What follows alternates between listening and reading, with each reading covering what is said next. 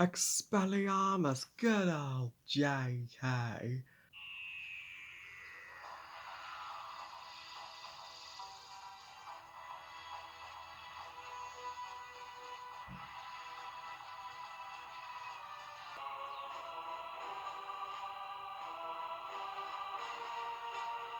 Doctor Who, the Shakespeare Code, written by Gareth Roberts, and is the second Doctor Who story of Doctor Who Series 3 overall. The Shakespeare Code tells the story taking place after the events of Smith and Jones, where Martha has now become a full-time companion, or at least the full-time companion of Series 3, even though the Doctor just sees her as a temporary passenger, promising her one trip only for now. So he takes her back to 1599 Elizabethan London in the days of William Shakespeare. And though while Shakespeare is in the process of writing a sequel to a beloved play of his, Love's Labour's Won, three alien witches are known as the Carrionites. Doomfinger, Bloodtide, and their daughter Lilith are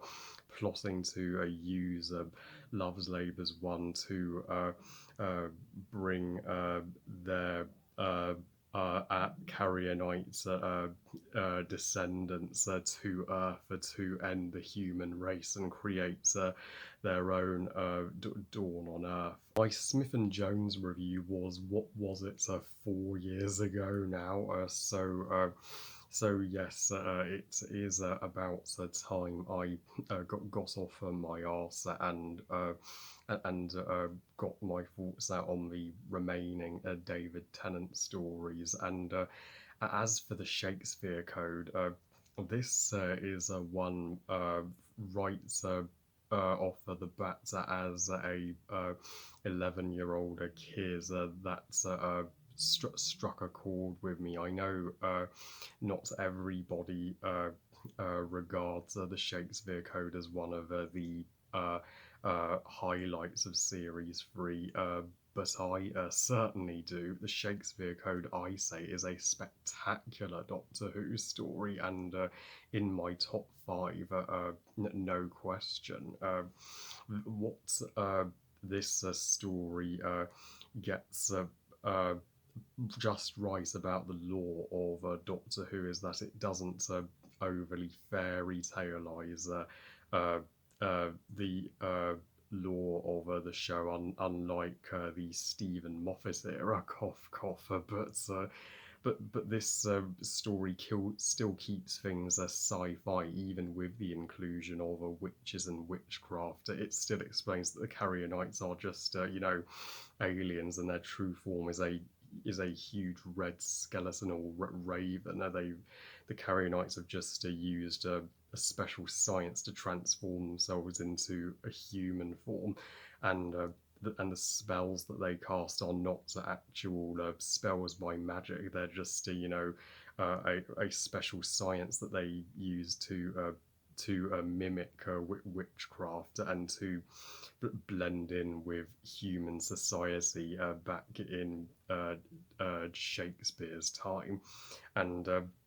And David Tennant, of course, could play the Doctor with his eyes closed, and he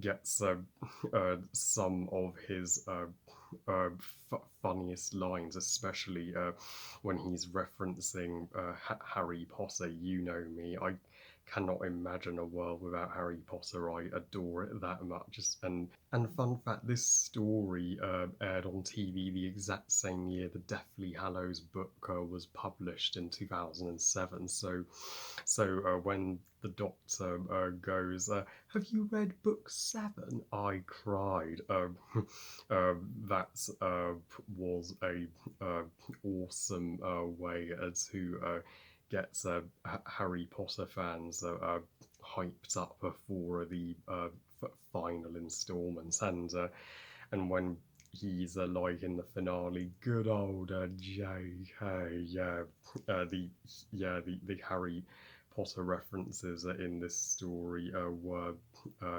pure gold, and the Doctor is also getting to know Martha a little more here after he was reluctant get close to her or even allow her into the TARDIS, just seeing her as a Rose replacement because he's still uh, uh, deeply missing Rose. Here, he's a little kinder with Martha, but has still not fully accepted her, which makes sense. And this is, of course, Martha's first official trip in the TARDIS, and while this isn't Freema Regimen's greatest performance as the most underrated Russell T Davies companion in my eyes, Martha is still just fascinated by the world of London 1599, and you can see how much as she adores Shakespeare,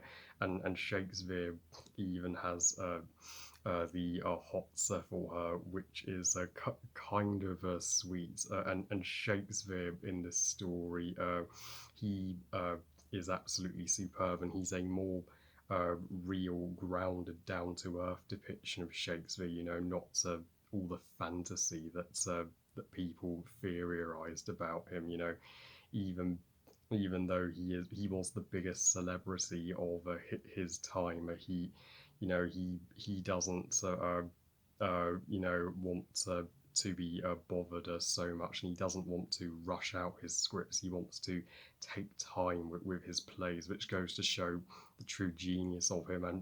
And he doesn't even say to be or not to be until the very end of the story, or even wear his iconic collar until the end. And historical Doctor Who stories that are based around a historical figure are often some of the best stories in their series, just like The Unquiet Des was one of the best of Series 1. The Unicorn and the Wasp is one of the best of Series 4. Vincent and the Doctor was one of the best of Series 5, and Robot of Sherwood is one of the best of Series 8, and this story is no exception. And this is one of the most stunning Doctor Who historical stories ever made, period. I mean, every single set of Elizabethan London and the Globe Theatre. The Globe Theatre looks absolutely phenomenal. I have no idea if they shot this story in the actual Globe Theatre or not, but man, did they do a good job of making you feel like we had stepped into the TARDIS and gone back for 500 years to a London that is entirely different from today. But what is Doctor Who without its scary monsters? And the three main antagonists here, the Carrionites, based on the three witches from Shakespeare's play Macbeth, fittingly, they are some of my personal favourite villains in Series 3, and Lilith being the best of the three, as she has by far the most on-screen presence, and Lilith is the least obvious of the three, as 90% of the time she's on screen, she takes the form of the most beautiful young woman, while her three mothers stay in. No, sorry, her two mothers stay in their hag form, I've heard people criticise Doomfinger and Bloodtider being pointless, and Lilith should have been the only witch, but I beg to differ on that. Three villains are more of a threat than one, am I right? And plus, the opening sequence to this story is the freaking darkest, most horrifying opening scene in Doctor Who history. I'm not exaggerating. When Lilith lures that lute player guy who fancies her into her home, and then just lets Doomfinger and Bloodtider rip him to shreds. I mean, goodness, they don't make Doctor Who stories like this anymore. This story I found more terrifying than most horror movies today, and that is saying a lot. So the scare factor of this story is up to 11, and this is one of the darkest of series three, if not the darkest, but by far there is. There. This has uh, the most death and highest body counts. So you really feel the stakes for the Dr. Martha and Shakespeare, and uh, uh, and the challenge they go through to prevent the Carrionites from unleashing hell on earth. And probably the other darkest death scene in this story is when Linley, who refuses to play a Love's Labour's One in the Globe if he doesn't see a script from Shakespeare when he requests his death when the Carrionites use a voodoo doll to drown him on dry land by filling his lungs with water. That what a horrific, horrible way to go.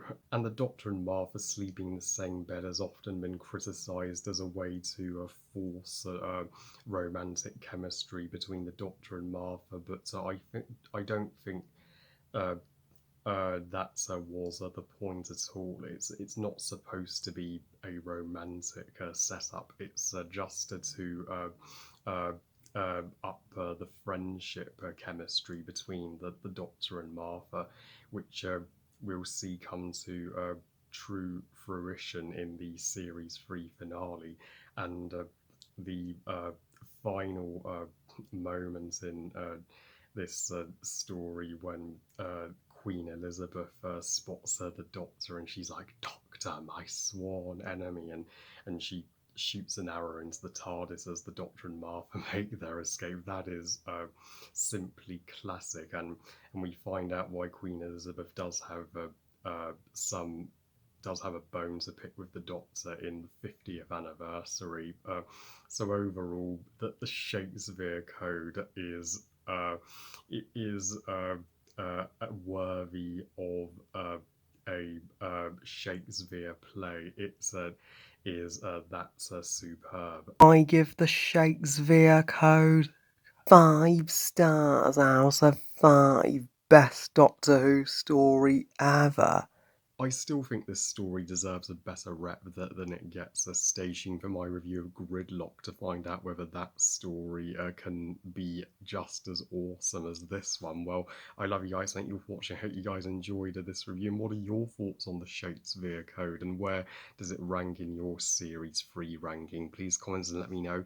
Please like this video and subscribe. Please follow me on Twitter and on Instagram, and I'll see you all next time. And remember, movies are us. Bye, guys.